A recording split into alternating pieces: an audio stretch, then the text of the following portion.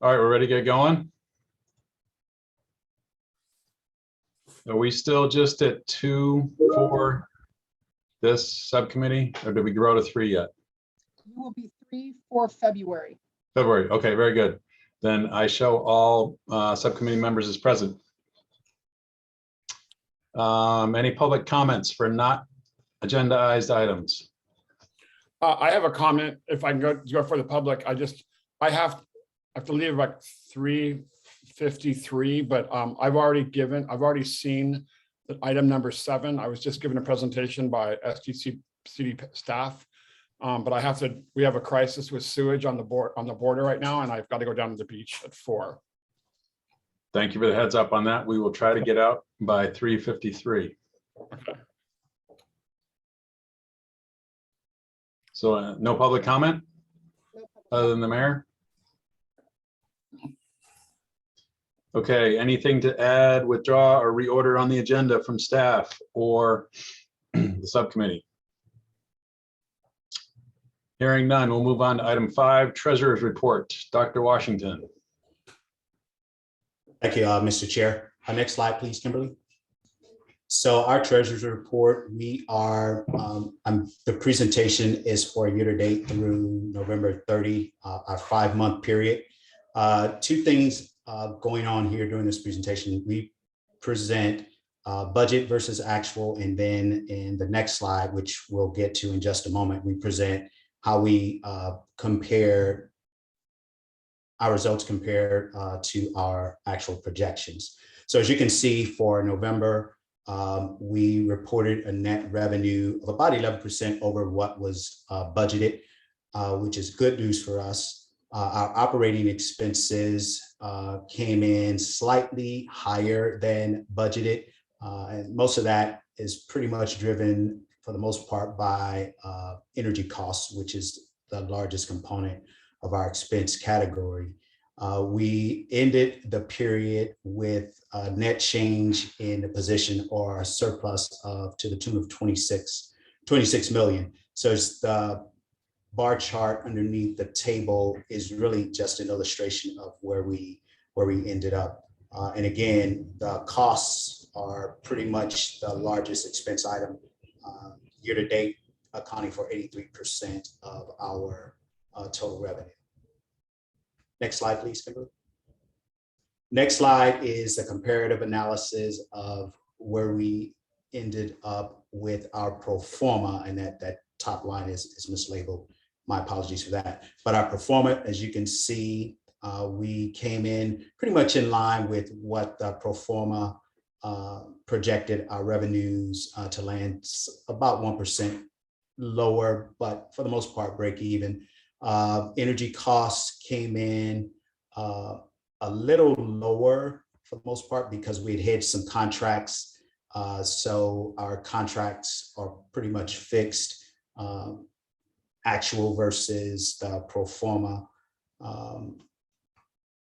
Our net change in position, we landed about 1.1 million over where we projected. So as you can see in the graph, the bar graph below is an illustration of where we landed in terms of a comparative analysis of our actual results versus our pro forma. So that concludes my report for item number 5, the Treasurer's Report.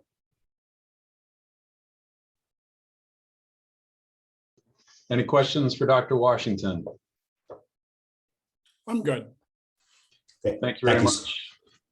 You're welcome, Mr. Chair. So I'll be presenting item 6 as well. So you'll recall back in November of 2021, our auditor came in and provided us a presentation of the audit process, also provided a slide deck associated with that. That was our November 16th meeting. So this presentation is to recommend that we receive and file the final audit report, and that will be presented at the board meeting as a receive and file under the consent calendar.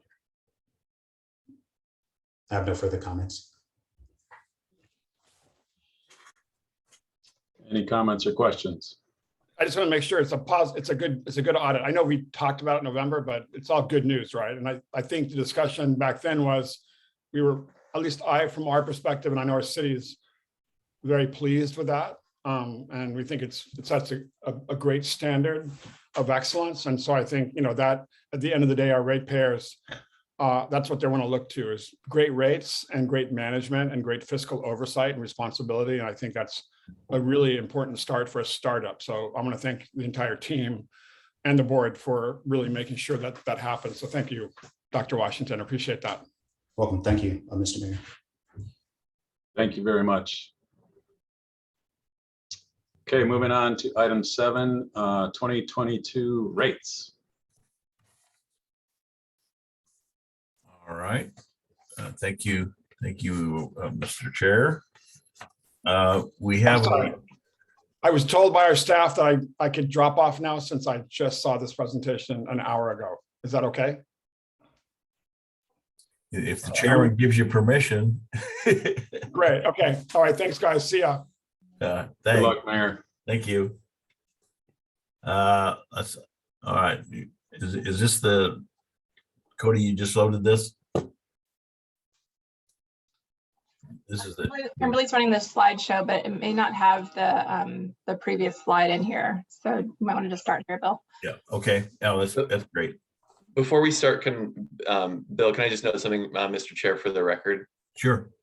So since we now don't have a quorum of both members being present, we're sort of an unofficial meeting, so we can continue on as basically an individual briefing and keep the meeting open. But Kimberly, if you could just, for purposes of the meeting minutes, note that the committee member dropped off at 3:08 or 3:09, and so we're just holding a briefing after this. Right. Thank you for the clarification, Mr. Norvell. Thank you. In other words, no action, right? No. Okay. Yeah. Correct. For information, and we thought we should, quite frankly, go ahead because the public might be watching in, and we didn't want them to join, anticipating that we would do this and then not doing it, for example. So Absolutely. well, this is not only for Greg; it's for anyone else who might be listening in and wanting to know about this. So let's see. Is this this is not the first slide, is it? Well, just for your information, there are no members of the public. Can hardly hear you, Kimberly. There are no members of the public present. Okay, what about the rate setting? Isn't the first slide the rate setting process? Well, I'll just go through it. All that's there is that what we're going to talk about today, Greg, and those who are listening, is how we go about taking a look each year on how our rates are holding up compared to our projected expenses for in this case, it's 2022, to see whether or not we should consider any adjustments to rates. And so what we're here to share with you today is that process and the results of that process, which is our recommendation to the board on Thursday. So we do start out by taking a look at our sort of our guiding principles. What do we want to try to accomplish overall? Then we take a look at the timeline. Why are we doing it now? Then we take a look at what's changed. We actually update what we call our pro forma, which you discussed just a little bit earlier now. And that's what we expect the 2023 expenses to be. And we compare that to the current rates, and we start from there. Are we okay? Or have our reserves dipped? Have we gotten better? And so we'll go through that with you sort of step by step as to how we do that as well. Then we will compare our rates to, quite frankly, SDG&E, to make sure that we are still having competitive rates in terms of our recommendation. And then so from there, we apply these guiding principles to that process. We have to first determine our costs, and those are primarily energy costs. In 2022, that's about 90% of our expenses, which is kind of unique for a business to have all that much wrapped up. We then take a look at our other operating expenses like staff costs and marketing and rent, all the other things that would go into that. We also have to take a look at programs that we might be offering, that have some financial contribution or cost to prepare. So we put that in the budget as a pro forma as well. Then since we're a startup, we still are really operating on borrowed capital at the moment, and we'll be in operating mode for at least the next 5 months of the year. We have to look at our credit obligations with the bank, make sure that we have reserves to provide us a cushion, et cetera. And then we also want to look at our reserves in terms of what do you put away for rate mitigation and rainy day and that sort of thing. And at the same time, we also want to make sure that we are higher than more competitive than the competition in terms of the quality of our product. We want to make sure we're at or below what the competition is. We want rates to be stable going forward. We want to communicate those rates and programs to our customers. And then we also want to make sure we handle seamlessly the integration of the new customers coming in. So with that, we're going to start with the timeline of why are we doing it now?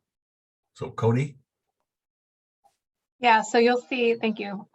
You'll see along the top row there that we highlight actions that have been taken by SDCP, mostly our board, over the last year, excuse me, since April. So I'll walk you through those first, just to remind you. So the board adopted our rates in April. They were actually effective as of June 1st last year, and we haven't changed them since then.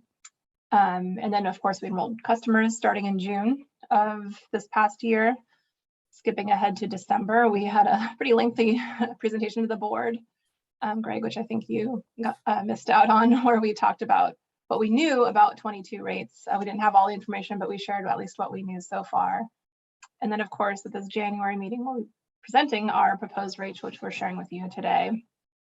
And those will be effective February 1st, which is timed with the enrollment of our first residential customers starting in February as well. And we need rates to be set so that we can communicate clearly and effectively with those customers. Along the bottom, we talk through SDG&E actions. And so the first one there is in June. They had a rate change from their original rates set earlier in the year. Then they start a process where, and I think you've heard about this before, where they basically project out their 2022 rates through the CPUC. It's a pretty lengthy process that starts early in the year, and it's a pretty vague, wild guess, excuse me, early in the year. We track that proceeding and engage pretty heavily with our own set of attorneys to review their work papers and check the numbers. Then in November, they had yet another rate change, but also at the CPUC, they continue that proceeding of what their rates will be. The reason that we track this so closely is because not only is it what their rates will be, which, the first question we often get asked is how do we compare? So we need to answer that question.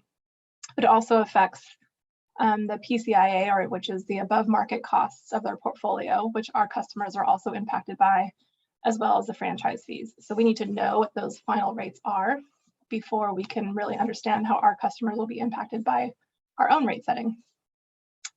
Now moving ahead to December, that's when their rates get filed with approved with the CPUC. And we get that final information. I think this year we got on December 30th.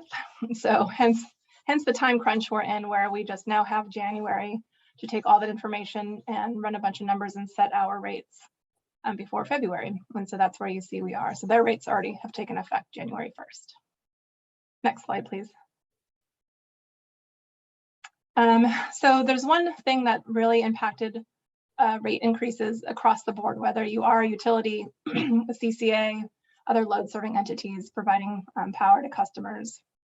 And it's the cost of power and natural gas prices in the market. And so the numbers aren't really so important here, but just showing that since January of 2020, prices have pretty much doubled in the cost of power. And if you recall, what happened in those last year and a half or so is, pretty wild weather events here in California, and some blackouts even, and pretty wild weather events in Texas, and things like that are what really contribute to this spike in prices.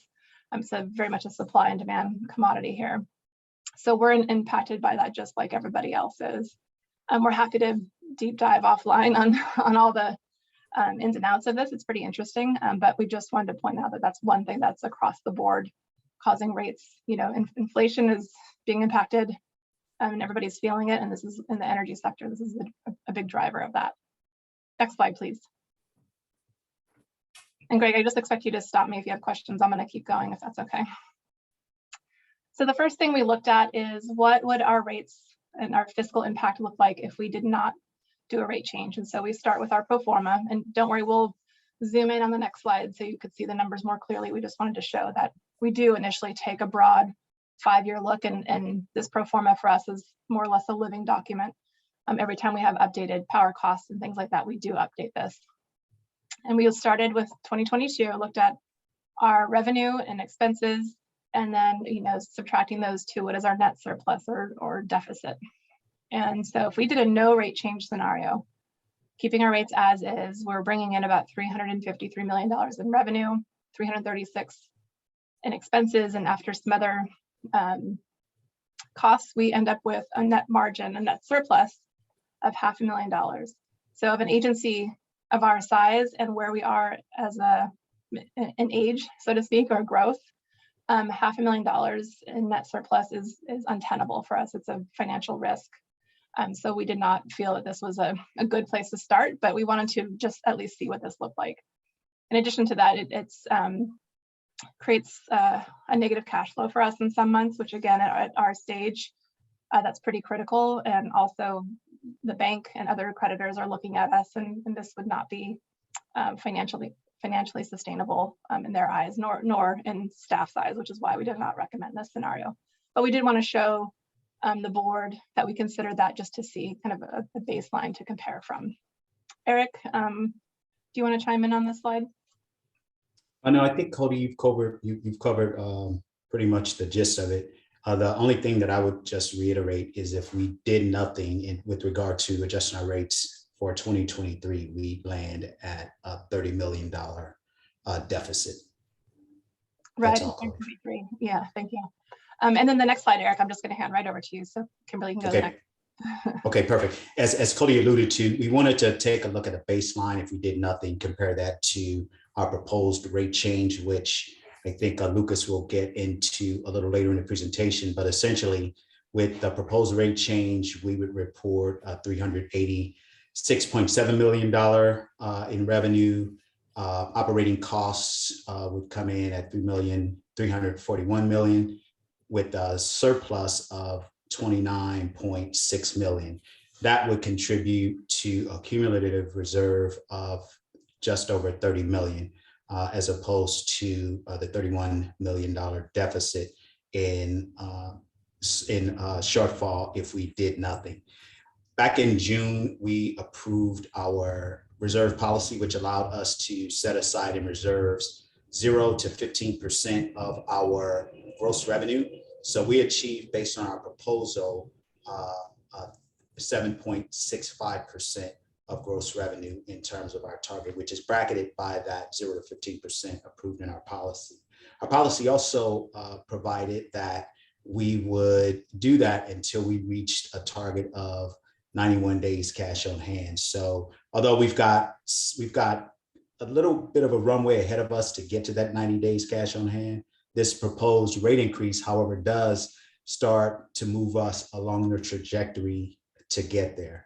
So just wanted to make comments around that to add some perspective in terms of where we are with regard to our reserve contribution and how that stacks up to achieving to the 90 days cash on hand. That concludes my remarks. Thank you. Any questions? Thanks, Cody. Next slide, please. Oh, this came as a suggestion / request from Cody. Kimberly, are you able to mute Bill at all? Or... To the 3-to-1. There you go. Thank you. So I'm going to hand this actually over to Lucas, who is really the brains behind our rate calculations, but we have now what this really means to customers. So this is the question we get asked a lot is, what do customers see, and how does it impact them? So we do both an example of a small commercial business and after this, a residential example. So Lucas, take it away. Thanks, Cody. Good afternoon, Chair Humara. Happy New Year. So before you, what you're seeing is a projected bill comparison for a typical small commercial mom and pop on rate TOUM as typical small commercial customer that we find in our service jurisdiction.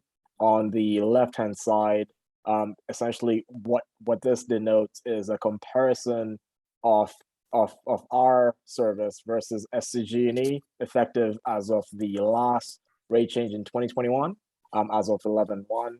And then on the right-hand side, just a proposed rates comparison with regards to SDG&E's January 1st, 2022 rate change versus our proposed rates that will be effective as of February 1st going forward. The first line item denotes the generation charge or generation cost, and this is the actual cost of the commodity.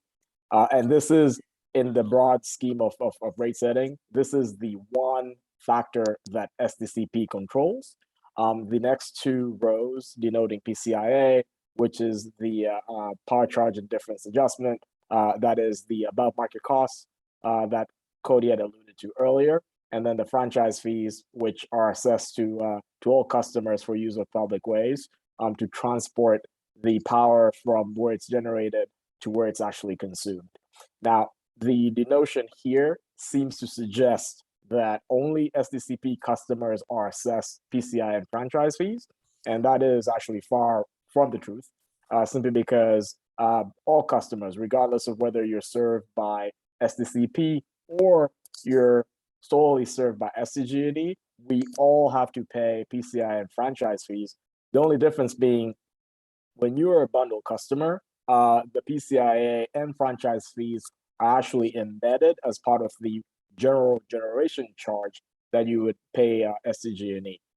Now, when we look at the total generated or total generation related charges, you can clearly see that SDCP or customer in SDCP is getting charged lower than a bundle customer in SCG&E service. So high level at 842.30 cents versus the 861.68 cents. And then obviously the SCG&E delivery, which is the service that SCG&E offers to essentially deliver the electricity to a customer's premise. And that is a uniform cost for every customer, regardless of whether you're getting service from SDCP or you're getting service from SCG&E.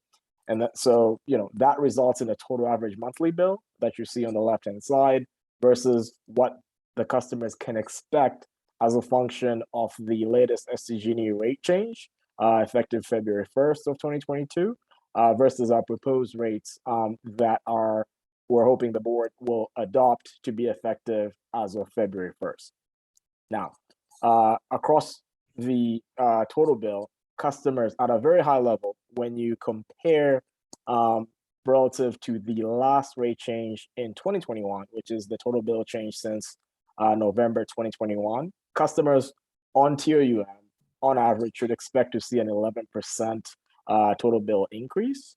However, I want to call attention to the SDCP savings column down under the proposed rates effective February 1st, wherein these customers will and should expect to see a savings value proposition of 2% when you're comparing generation to generation.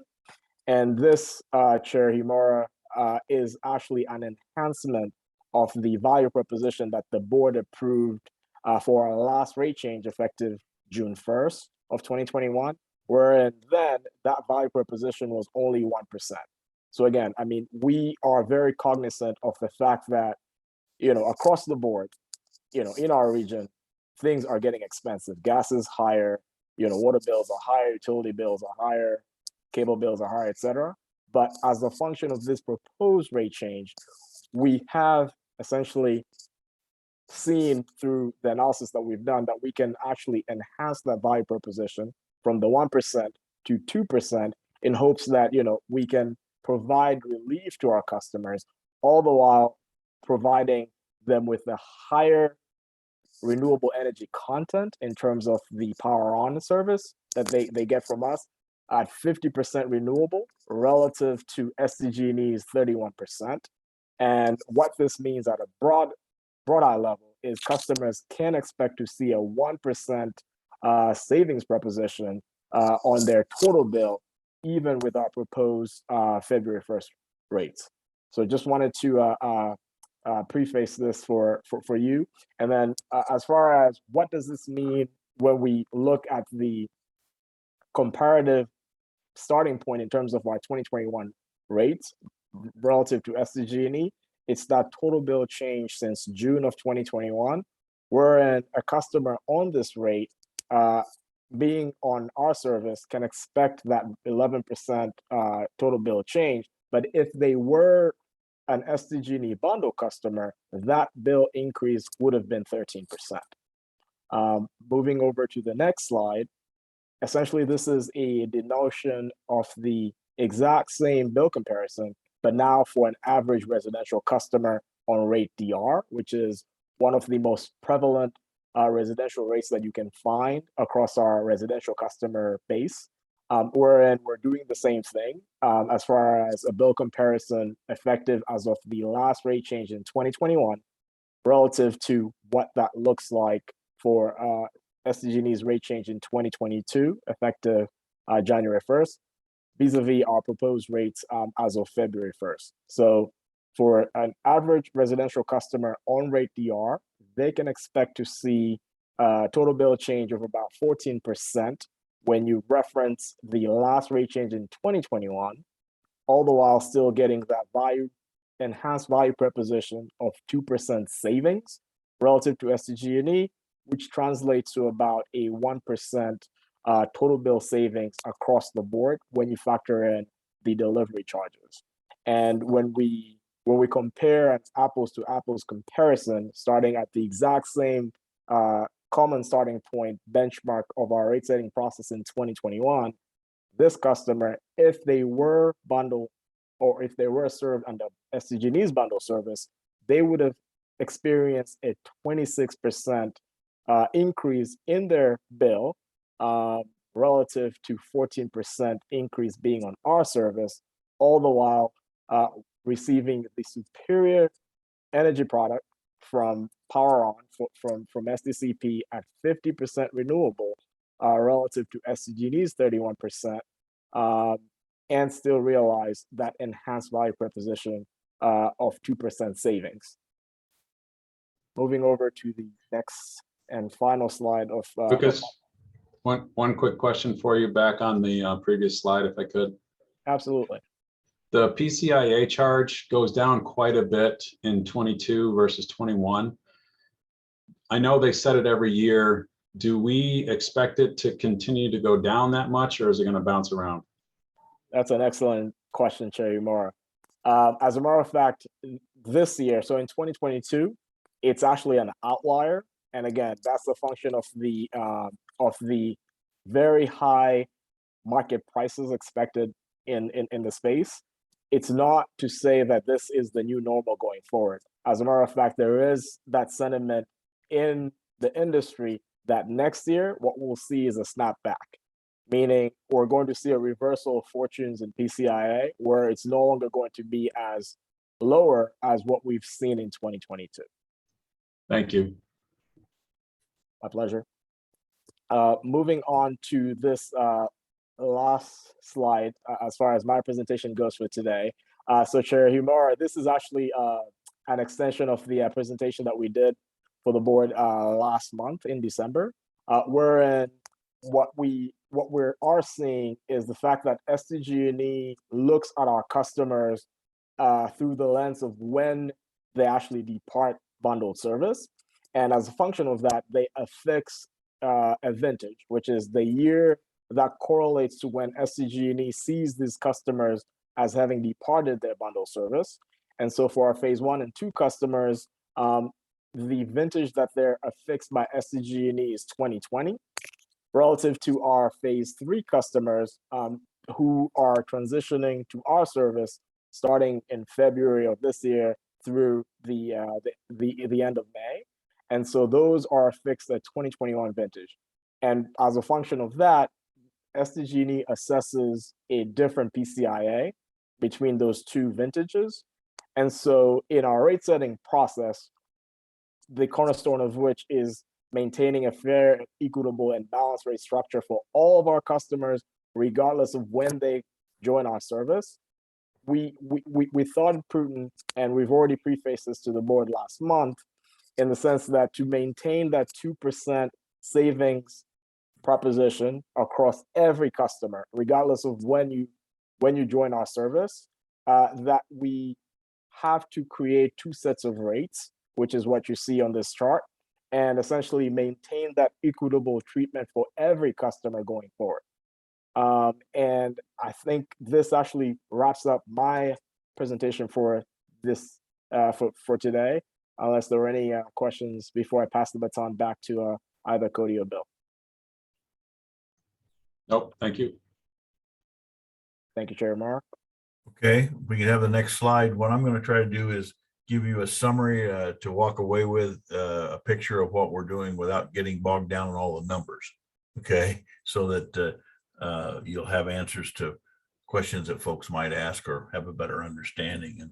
And some of these we've talked about more than once during the presentation because they are critical, and we're in most cases proud of what we have. But we have been able in this recommendation to maintain our rate differentials between SDG&E, while at the same time, as you've heard, it delivering a far superior product.